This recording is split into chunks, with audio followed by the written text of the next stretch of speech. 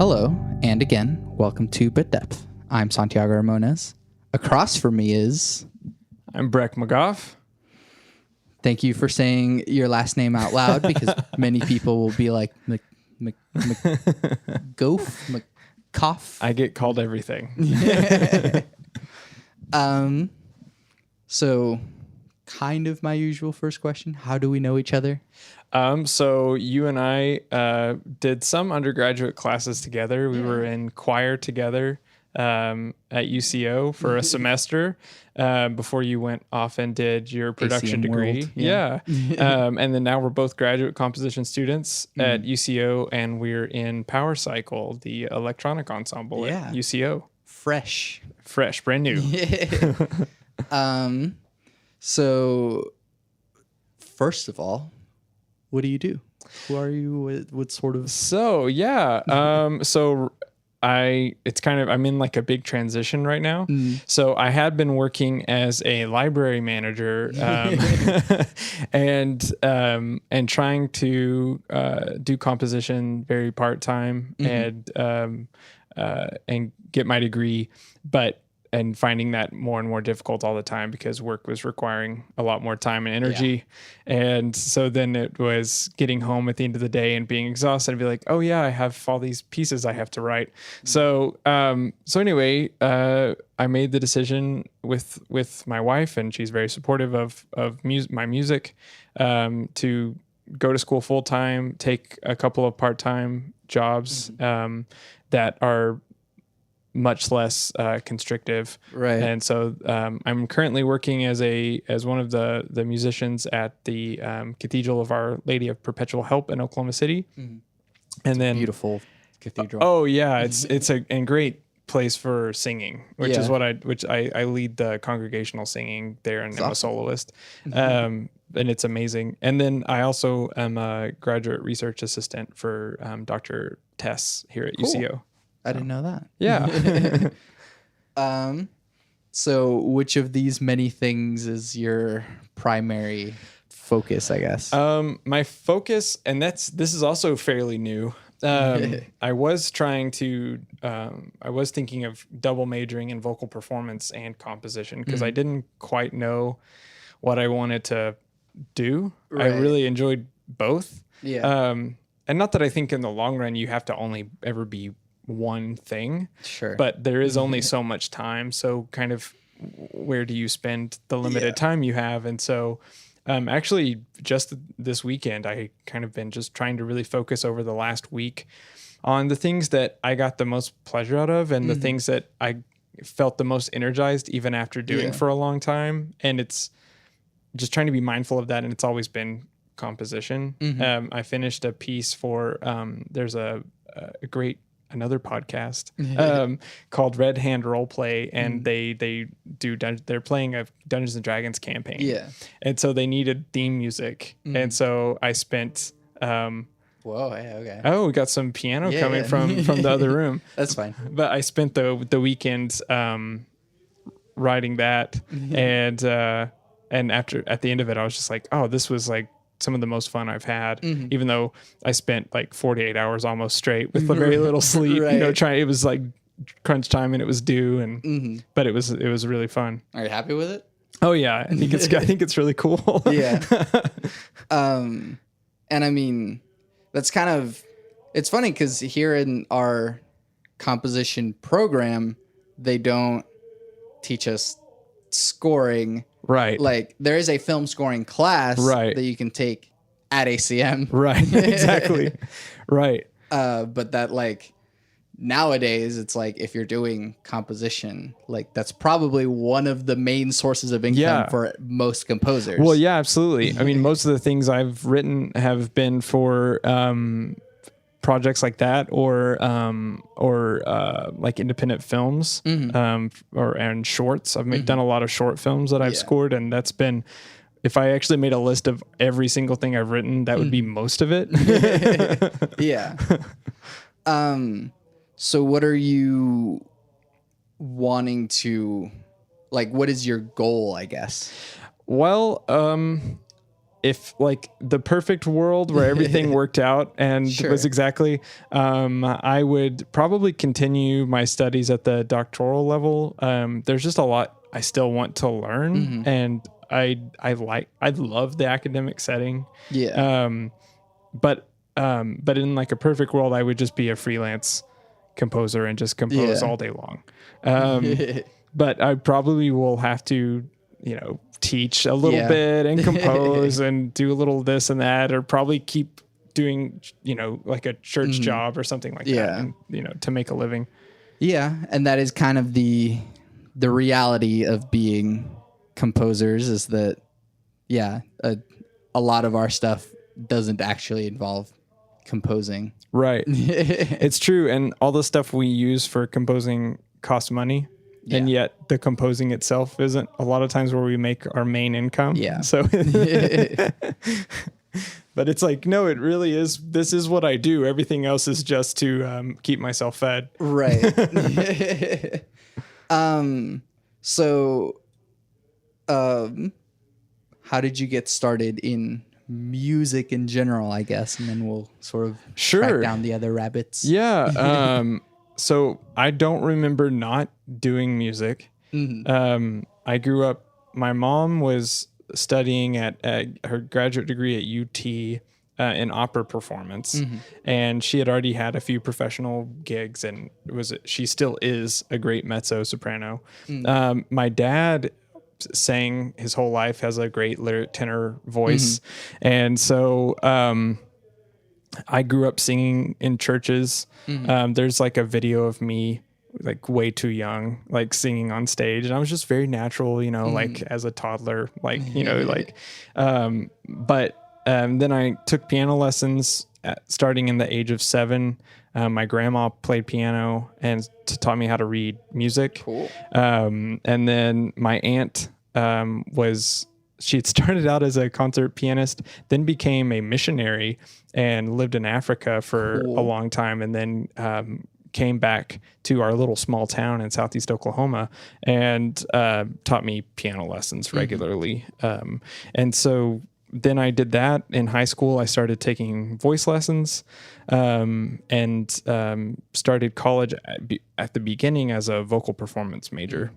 But in high school, I got the composition bug and started it was kind of around the same time that I started learning piano.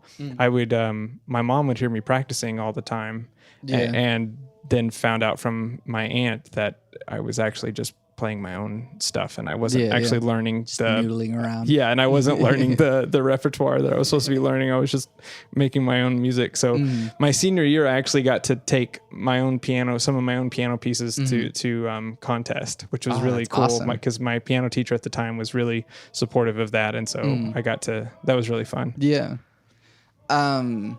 So what made you kind of, whenever you hit college and go, I have to decide a career, what made you go music? That seems like a good idea. Yeah. And and kind of story of my life has been a bunch of changes. So I changed majors 5 times in my undergraduate and ended up do that. Yeah. I ended up with a degree in humanities. Cool. And because I really did like the humanities. I liked learning about art and history and reading all of the great literature. Yeah. Sable has a humanities degree. Oh, as well. Yeah. And it's great. And the faculty was great. And so I really enjoyed that. That's where I really got into film scoring because some of my classmates wrote and directed shorts. That's awesome. Yeah. And so my output in music skyrocketed because I was making all these short films all the time for them. And so that was really great. I got to go to some national and some of the films made it into international festivals. And so that was really neat. But still I was like, well, I can't do music as a career and I can't be a composer. So I actually went to law school. Cool. After undergraduate and did that for exactly 1 year and was like, this was a terrible mistake. And so while at law school, I joined a professional choir and the same summer, I had the opportunity to go to Italy and tour with this choir. And also to go to Italy. I was doing international law at the time, and I had the opportunity to go to Italy and do an internship with this doing international law. Cool. And that was where it was like obvious that I really just needed to be doing music. That was what I wanted to do. I had two really cool opportunities, and that was kind of a pretty easy decision to make and go, okay. And so that's when it's obvious that I need to be doing, I'll never feel fulfilled if I'm not working as a musician. Yeah. What was law school like? I met some of the best people and some really great lawyers who were doing really interesting things with immigration policy, who were really one of my favorite experiences. I joined a team called Justice Bus, and we were in California, is where my school was, and we would actually on certain weekends they would bus law school students out, and we would help people with certain legal matters. We would have an attorney with us that would actually be there, but we were helping facilitate. And so one of the programs I was doing was criminal expungements. So people that had really small like crimes on their record. So when they went to apply for a job and it's like, have you been, have you had a felony or you've had this? Sure. They would have to check that. And then what is the likelihood that they're going to get that job at that point? And so a lot of times it was things like, petty theft, marijuana. And so then it's like forever associated with them. And so with the expungement, we could show, okay, they don't have a repeated history of offenses. They've been keeping a steady job. They're doing these things. So, and so it would get to where they wouldn't have to, that would be removed from their record. So it would really help get them a leg up for people that were really trying to lead a productive life. So I loved some of the stuff I was doing, and the rigor of it was a lot of fun for me. I really liked, I was in a mock trial, which I really enjoyed because it was like being an opera, because you were definitely just putting on a performance.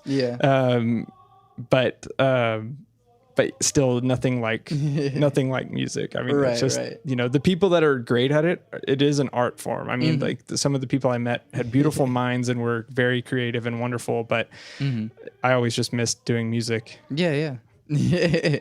So there's no like actual like Venn diagram of law and music. It's just kind of... It's just like, oh, this was a left turn. And it was like, but but now when I say, oh yeah, I really want to do this, I actually know that more than I would have before, because I have tried the other thing that I'd always wondered, like, oh yeah, I like letters, and I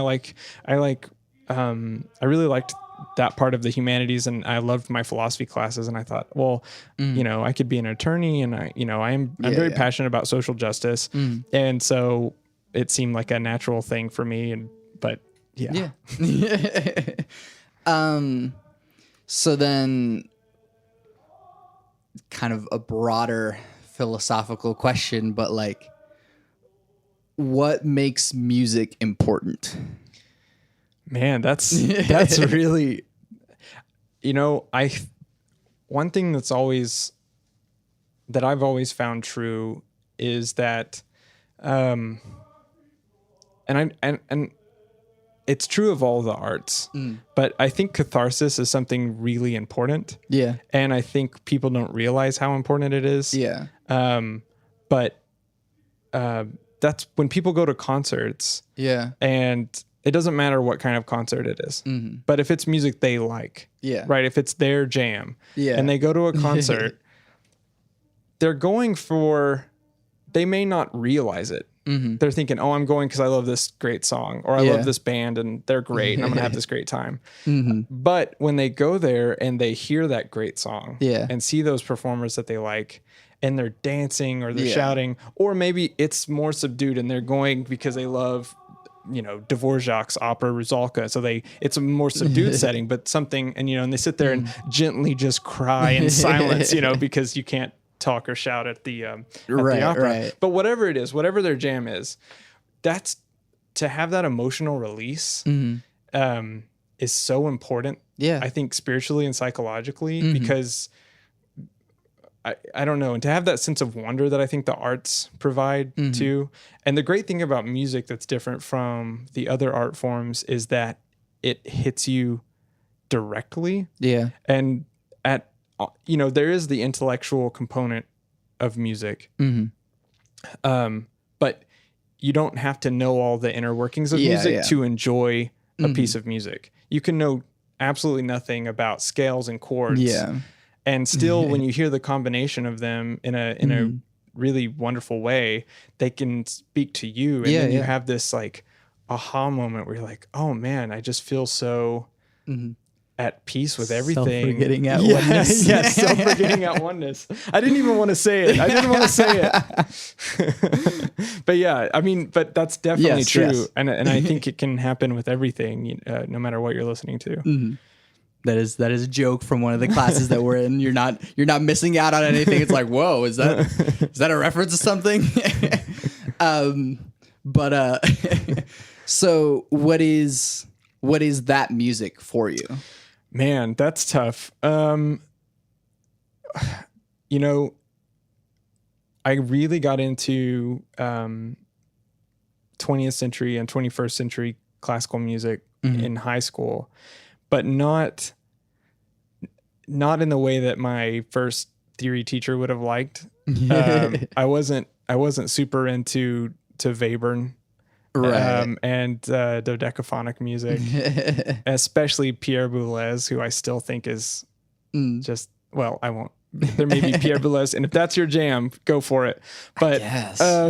Can that be someone's jam? He would probably be so mad that someone thought it was their jam that he would like find. You're not supposed to like this. It's like, this isn't to you be can't liked. just hum this. Right, exactly.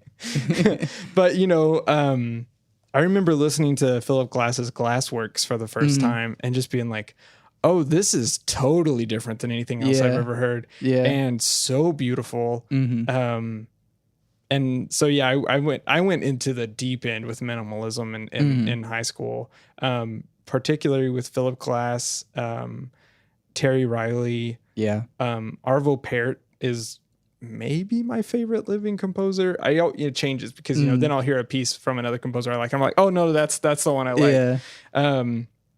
And so when I I can even a piece of Pärt's like Berliner Messe or his vocal piece Summa. Well, I think the vocal version is called Credo. There's a string version called Summa, but I've heard those like millions of times. And if they're on, it's just like, I don't know. It's this most amazing music that it's otherworldly. It totally removes you from, I don't know. And it's not, it's not always the thing you want to hear. Right. You're not going to have a dinner party and you're like, all right, everybody. It's like, this can't be background music, so no one talks for 2 hours. We're just going to listen to a bunch of Arvo Pärt. Right. Although Arvo Pärt does make some pretty good background music. Yeah, it does. It does. No, it is. I just love it so much. I can't let it be background. I'll be like, shut up. Shh. No, this part right here. No, this part. Yeah. And so recently, I discovered the music of Kaya Saryaho, and she wrote L'amour de loin, and they did it at the Met, I think 2 years ago now. And so I got an interlibrary loan of the original production, and after after the end of that opera, and I used to be really into opera and loved all the all the Verdi and Puccini and all that stuff. And then I kind of haven't been so into it because it's so dramatic. It's so overwrought, And so I like more subtle expressions. Sure. But still watching this and after it was over, I just had to like sit in silence for about at least an hour. Dang. And I just sat there and I was crying off and on because it was just incredible to see something so new and fresh. I don't know. It was just it's an amazing, she's an amazing composer and is totally doing her own thing. She's not, you can listen, you're like, oh, they're trying to sound like, this is like, this is like this. And that's, I don't know what that is for her. It's, which is really inspiring to have people like that. So that's what I listen to. Yeah. Has learning more about music and how to compose and scales and theory and that, has that taken the magic out in some sense? There have been times in the middle of it where yes, because in that moment when I'm stressed about this has to be this way and this, or if I'm working on, like, for instance, a counterpoint project where that's the point of that. Yeah. But when you actually listen to a piece, the magic is always there. Yeah. If the piece, you're not paying attention to, like, yeah, I'm not. Yeah. thirds, fifths. Right. Yeah. And I had my first theory teacher when I was at Southeastern was, he did do that when he listened to music. He was just analyzing constantly. Yeah. He had perfect pitch, and he would just, that's a curse. Yeah. And he always said that. So it was hard for him because, especially if a piece was really simple, because then he was like, I get it. And it wouldn't, so he couldn't, like, appreciate, more simple music, which sometimes I feel like getting to the core of the matter in a piece is more beautiful than a lot of complexity. Yeah. Unless the complexity is necessary for the piece, but complexity for complexity's sake sometimes can take the magic out too. Cause it's like, well, there's a piece in there somewhere if we get rid of all of this. Or then you just start sounding like Milton Babbitt. And it's just the sound of math. Yeah. Oh, Babbitt. Yeah. Well, it's still interesting to analyze, but that's about it. It is. And there's a lot of pieces like that where it's like, oh, this is neat. Yeah.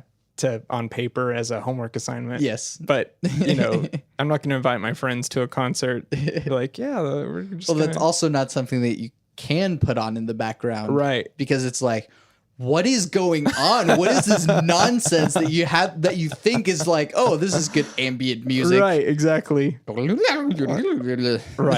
No,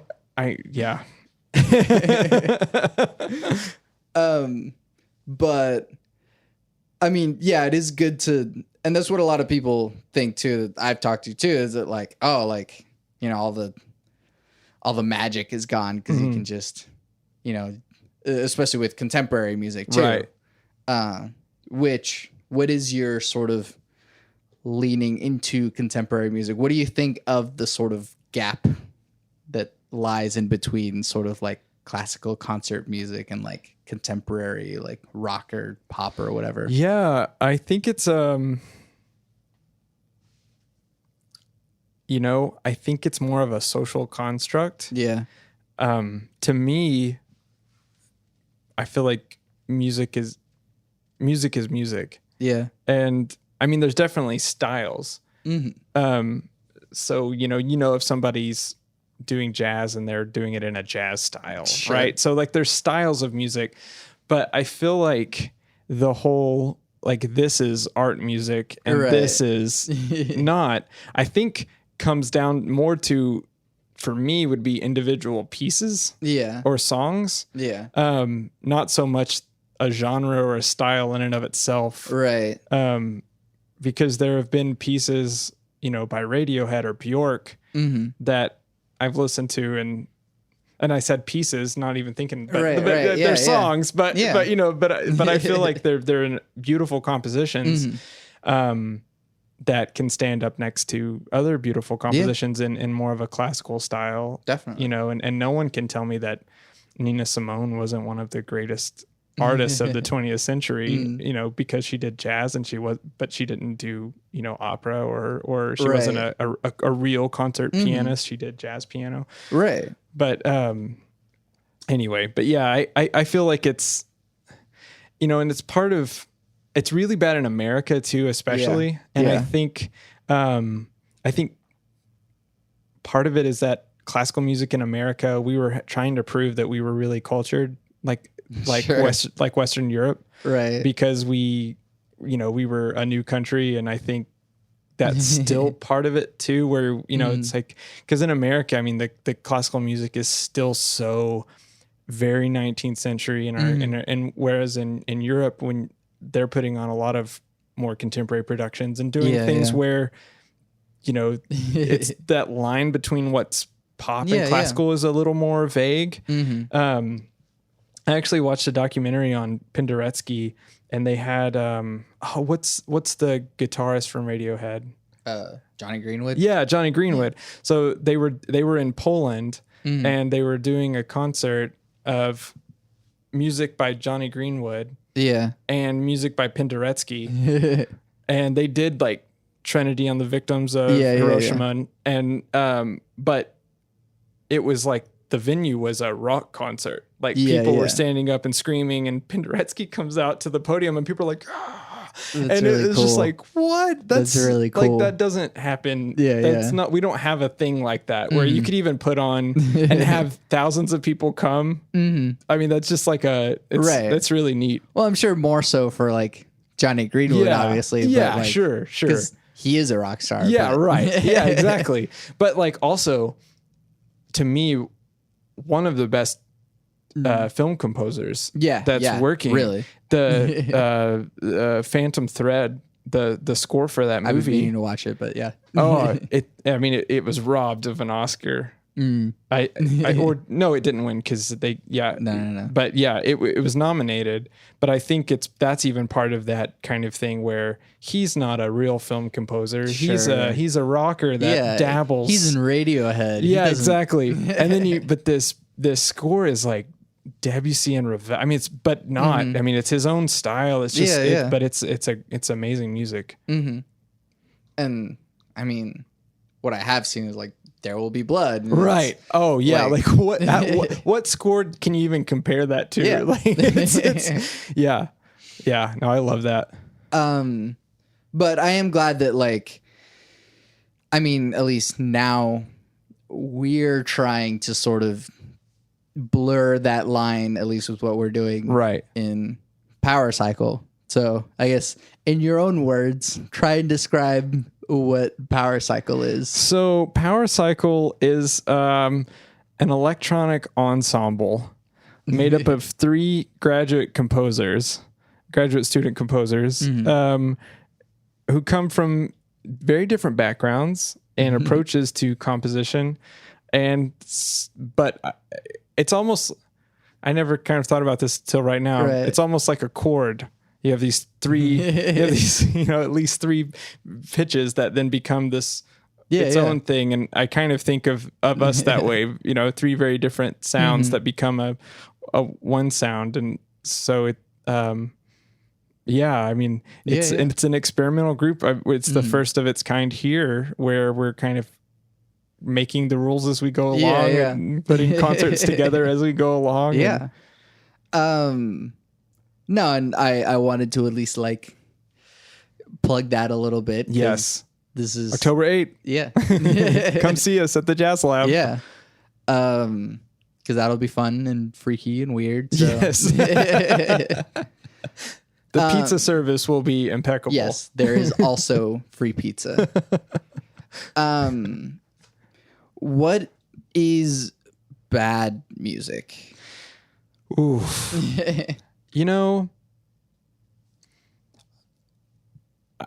I don't know.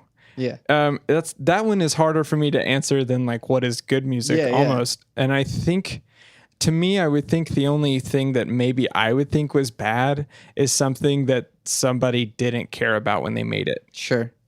But like so much, there's so much subjectivity to what's good and bad. Yeah.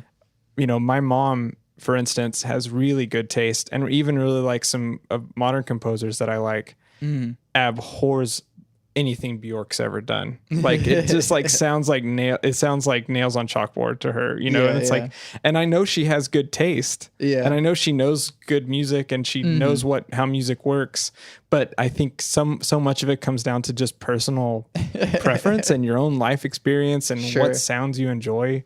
But yeah, I would just think, if someone's really putting their heart and soul into something and it really means something to them and they make it, maybe I don't like it aesthetically, like the sounds themselves I don't like, or the combination of things, but I still wouldn't call that bad music because somebody did something and put something out there and believed in it. But I would say if somebody's like, you know, oh, I gotta just do this and I don't care about it at all, and you know, then maybe that's bad. Right. But yeah, it just feels like a hard. But we also kind of do that through, I mean, maybe you have to score something and it's just like, let me just crank this thing out.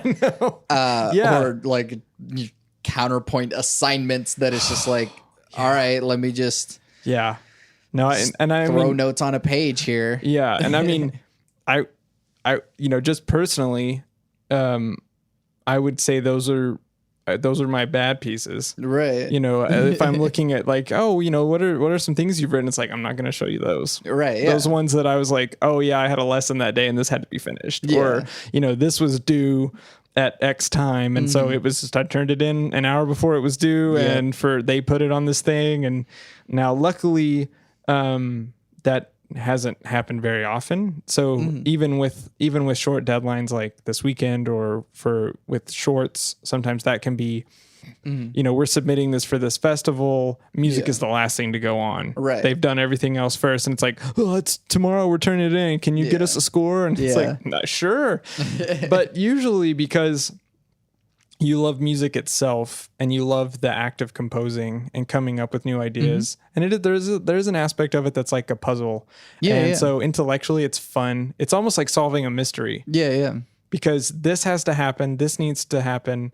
How do I get both of these things to happen and it be coherent? And and there's so much of that to it that's enjoyable in itself. So most of the time, even it's still enjoyable and it's still, I feel like I'm putting myself into it. But yeah, I would say there have been a couple of times where I'm like, that's not a good piece of music and I don't want my name on it. And that is actually something else I was going to ask about. Is like, there's a lot of times when music feels like math. And I guess that kind of circles around the whole, like, taking the magic out of it. And that, like, there is a process, or there are scales, there are puzzle pieces to sort of put into place. But you think you have to be like a little bit math brained to be a composer? I don't know. I've thought about this a lot because the math for me comes in later in the composition. So the initial thought is always like humming a melody to yourself or something. For me, you know, and I think because I'm a vocalist, it's either like something that comes to mind or that I sing, or it's something that I find on the piano. Sometimes, especially when writing for piano, my fingers kind of find where they would like to go. And so that can be the basis for something. But there is almost like this weird, like, sacred mystery to the process. But the only time I've sat down and mathed a piece from start to finish probably was in counterpoint class. But you know, there's always, you know, what my goal is, and I guess this doesn't just relate to certain kinds of pieces, it's kind of everything, but there needs to be something interesting. And that can be defined however. Hopefully something beautiful, defined however you'd want. And something sexy about it, where it's like, oh, I like, you know, where you kind of have this attraction to the piece itself, where one thing, the one that we did of yours that had the bass line that was so groovy. Mirage. I mean, that's such a sexy little thing right there. It's like, yeah, okay, throwing it down. I just, and that like got stuck in my head forever.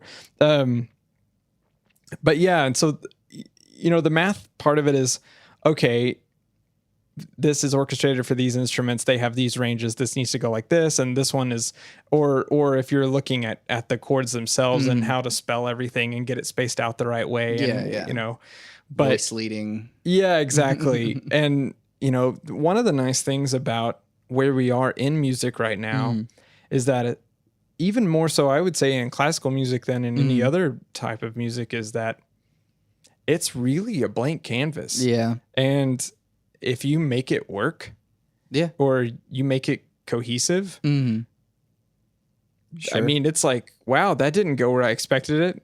And had you done it the right way, according to music theory, wouldn't have happened. That moment wouldn't have happened, and it would have been more boring and standard. And so that's kind of exciting, I think. So the math part to me is very not much a part of my process. Just because of that. I think if I were writing in the 19th century, it would have to be a lot bigger part of it. But now I'm like, I'll make it however I want. Right. One last thing on this topic, and then we'll switch gears. I guess not necessarily to just like crap all over your education, but what is something that you feel is lacking in this higher education of music? Sure. I would say, and you probably feel this way too. Most of my education on newer music has been on my own. Yeah. And my exposure to it has been on my own. Sure. And so, while I think it's great that there is such a rich tradition in Western classical music, I wish that we could spend more time on world music, on music of different styles and genre, music that's being written today. Yeah. Listen to music of active composers right now. What are they writing? And analyze those pieces. Yeah. Because with the music I'm writing right now, I mean, I'm glad I know how to analyze a Bach fugue. Right. But there's a lot of music right now that's being made that it'd be great to analyze it. And there are courses out there for it and books. Right. It's not like it's inaccessible, but it's just not part of the focus, I think, of academic music. Yeah. And I guess what's something that we could do to sort of encourage that? Yeah. I mean, I just think, I don't know, I have a class just dedicated to that, or have a play it. I mean, put more of it in concerts, and some of the ensembles do a lot better job. Like being in choir, you do modern composers all the time, and a lot of living composers when you're in choir, and I guess it's the same way in wind band. Eric Whitaker is the rock star of choir. Oh man. Oh, gosh. It's the hair. It's the hair. It really is the hair. That's all it is. It's a secret. But symphony orchestras put on a lot of. They're doing Brahms. Yeah. And when they venture out, they're like, "Oh, we'll do Stravinsky." It's like that's like, over 100 years old. So. All right. Well, switching gears. Because I don't have a good segue for it. Anyways, what is the role of spirituality or religion in your life? Again, I'm in a really fluxy time right now. That's a word, right? I can say that. So it's kind of a long answer. I hope that's okay. Go for it. So I grew up Pentecostal. That's how I was raised. And Assemblies of God specifically was the denomination. In a very small town in southeast Oklahoma, we had about 300 people. And there's a lot of that, like being raised in a denomination like that. It was very fundamentalist, very evangelical. There's a lot that was negative about it that as I got older, was really turned off by. And there was a lot of judgment about things that were different. And a lot of rules, and I don't know. And so as I got older, I went away from that and became agnostic and felt like there was a spiritual life, but didn't really quite have the answers. And then for the last 7 or 8 years, have been an atheist until last spring. And so it's been really weird. Cool. And luckily I've very understanding friends. I was really worried about talking to anyone other than my wife, and I was actually worried to talk to her about it because for our entire relationship, that had not even been part of my thing. And so I'd always had church jobs, even though I wasn't religious. And if they are a good church, they will hire anyone because they need good musicians. Yeah. And how a mass is. There's lots of singing, and there's at the cathedral, there's lots of specific things that you have to sing and the way you have to do them, and all the stuff. And so it's so that part was always fun because it was like a real performance. But yeah, so I had been going to a Universalist Unitarian church, and that had just been because I hadn't been anywhere in so long. And I'm very, I get a lot from interactions with other people. And so the bad part about being an atheist is, where do you just get together with strangers in a big setting and just like meet random people and other than like concerts and things like that. But it's a little, like, where do you just get together with strangers and just sing a song together or, listen to readings and those sorts of things. So I was really there. I found a really cool congregation. And, they read everything from Henry David Thoreau to, Mahatma Gandhi, they just kind of, everything. And I really liked it. But it kind of was like the gateway drug to go there for me because, sorry, I had an ant on my arm. No, you're fine. And so, I had worked at the cathedral previously, and then got my job at the library, so I didn't need to have the extra jobs. Sure. And I was happy to go because I was like, I'm not getting anything out of this. This is just a paycheck. So last spring, up before Easter, for all the Lent and Holy Week services, right before Lent, their tenor quit. And their soloist. And so they weren't going to be able to do some of the pieces that they had already been rehearsing. The cantor schedule was all thrown up. And so I got contacted and, like, would it be possible for you to just come back and fill in? And I was now back in graduate school and working a crazy job as a manager, and was like, and for some reason I was like, yeah, I'll do that. That sounds fine. I have no free time. What's one more thing? Yeah. You should never say no in the music business. Right. Yeah. You just never know. And so I went, same songs, same people, same everything else. I have no idea. But this time I was just so moved by the whole experience of the mass. Yeah. And so, anyway, on Easter Sunday, I talked with my wife and said, I want to join the church. And she is Catholic, but has been kind of like culturally Catholic, and so hasn't been like, super.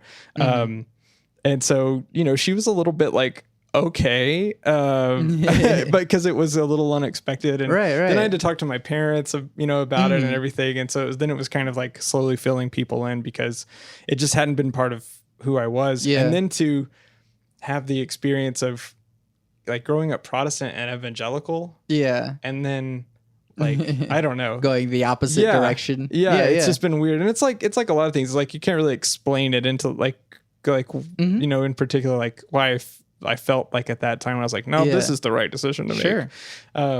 But yeah, so that's been I've been on a weird, no, that's really interesting kind of thing. So this is still fairly new. So, well, it's kind of interesting because you're like on the opposite side of like where I am. Okay. We just talked about it. So like you sort of flipped my story in that it's like, oh yeah, I was like, atheist for a long time and then became religious. And I'm Right. like, I was very religious for a long time and then became atheist. So like it's and does it go the same way? Is it like do your friends have to like know this about you now? Is that like I don't know. Because I thought about just never telling them. But I love my friends and I didn't want them to just know part of my life. Sure. So I wanted to, tell them. And, and some of them, the entire time they've known me, I haven't been religious at all and have been opposed to most religious things actively. And so it was kind of, it was scary. It was, I was really stressed out to even like talk to some of them about it. Yeah.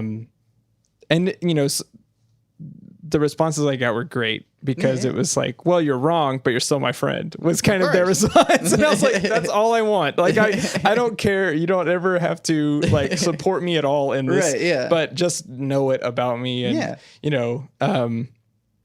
so because I want people to know the full, close friends and family to know the full picture. But what sort of, how have you grown in that regard in that now that you've become more spiritually involved, how has like your behavior changed? How do you treat other people? I think and this sounds so like some of the stuff is so simple because it's like, duh, why did that, it's so much is timing too.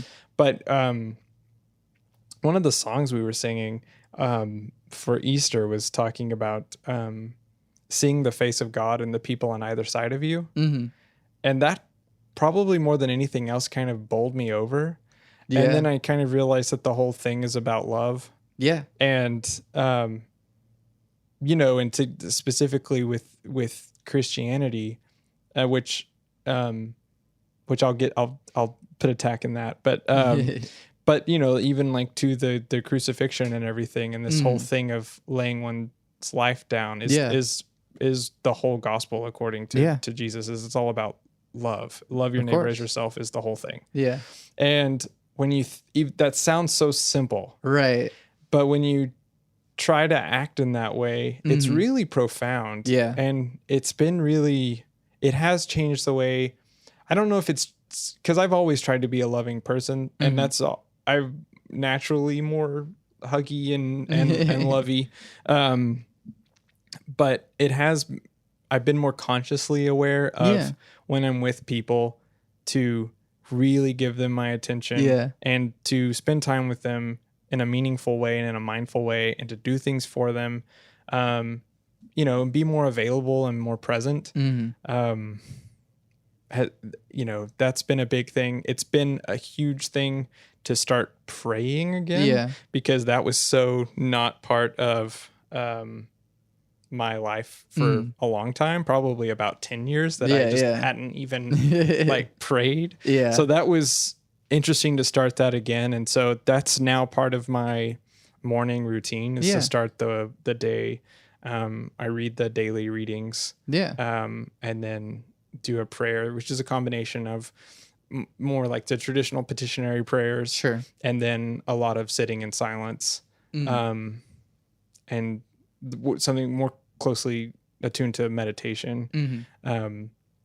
But I have felt a lot, just things I've noticed about myself as a musician and as a professional. I've noticed a lot less anxiety about performance, about the compositional process. I would get so afraid of not doing well on a piece, I wouldn't even start one, so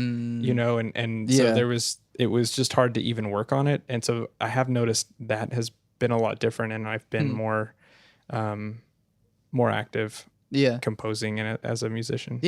That's really cool. I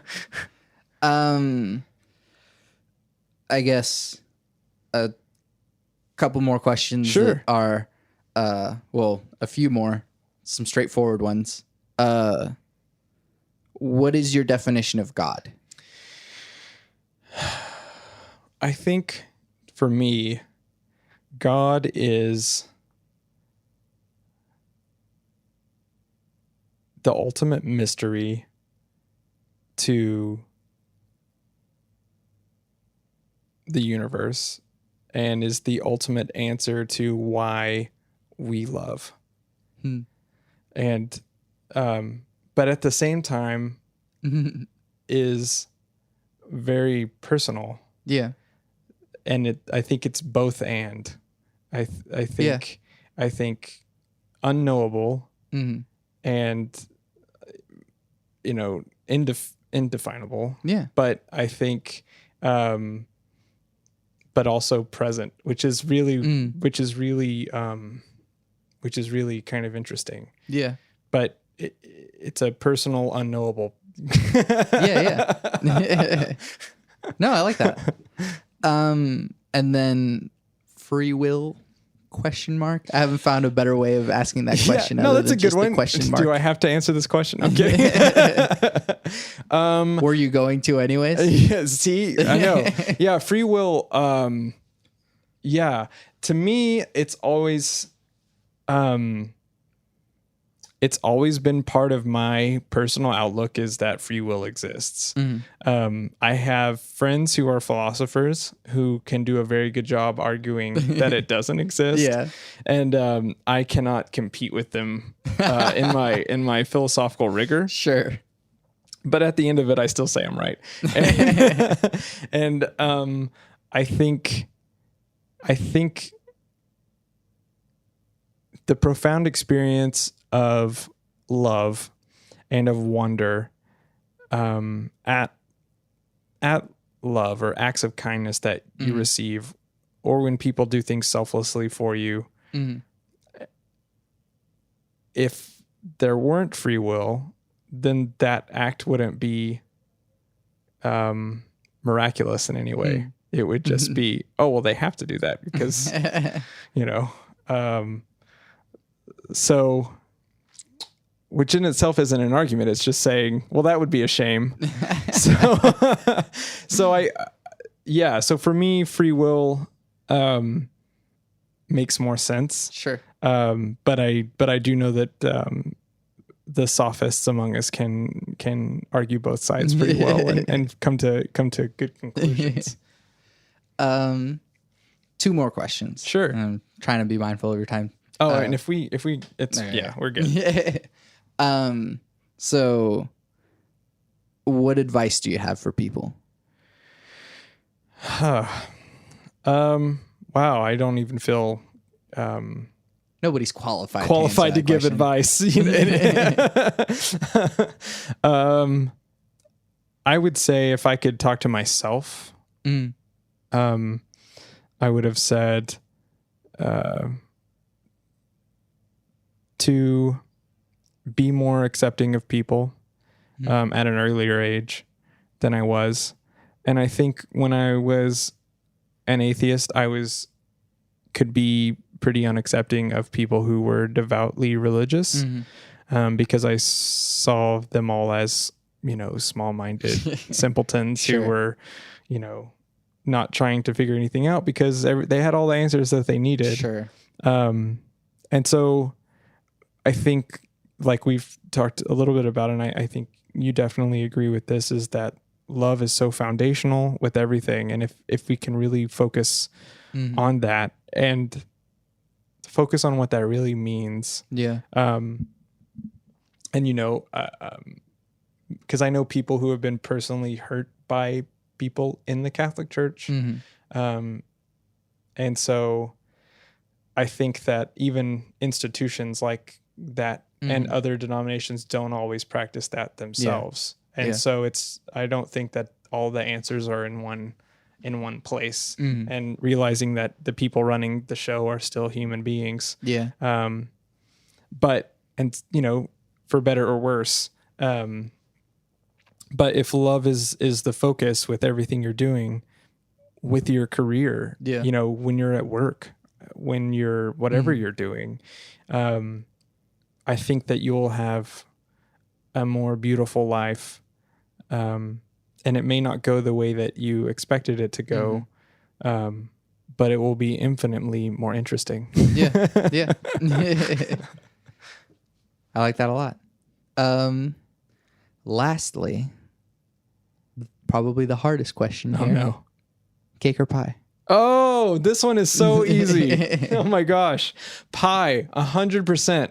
So, sorry, I have a little story. Go for it. So when I was getting married, you know, it was a big thing to pick out the groom's cake. And so I knew, I was like, if I'm getting married and we're having like a ceremony, there's not going to be a groom's cake.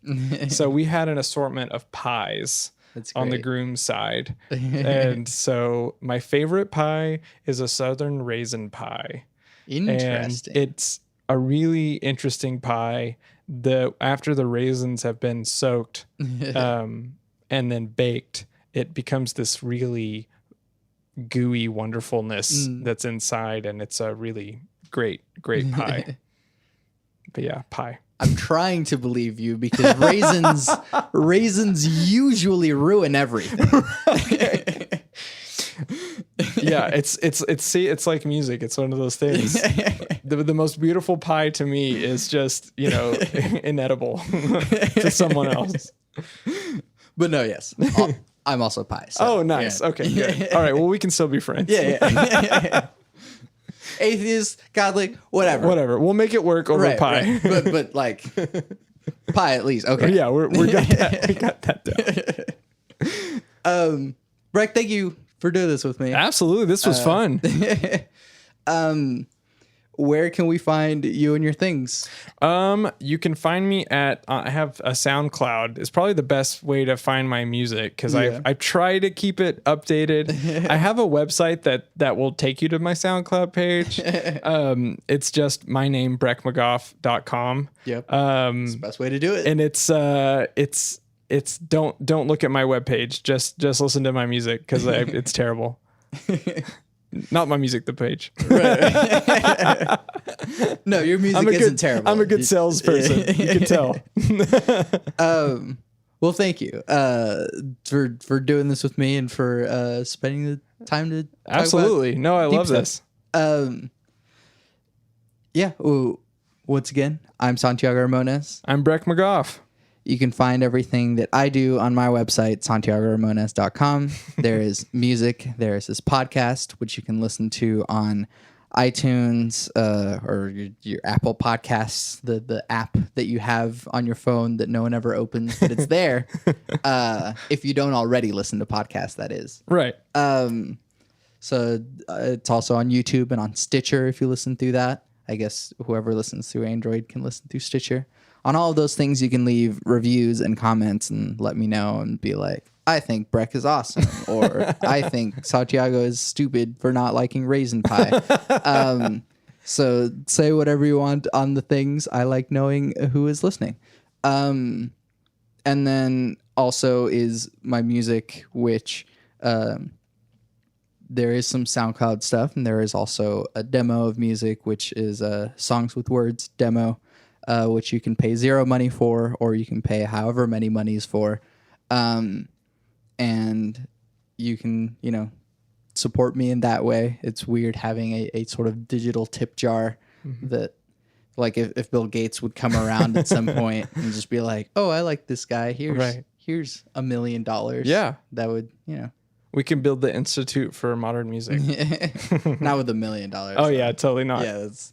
$1 million is chump change for educational institutions. You're so right. You're so right. I always on my podcast, my 3 things, they shape my life philosophy. Those 3 things are love never fails. It's going to be okay. I might be wrong.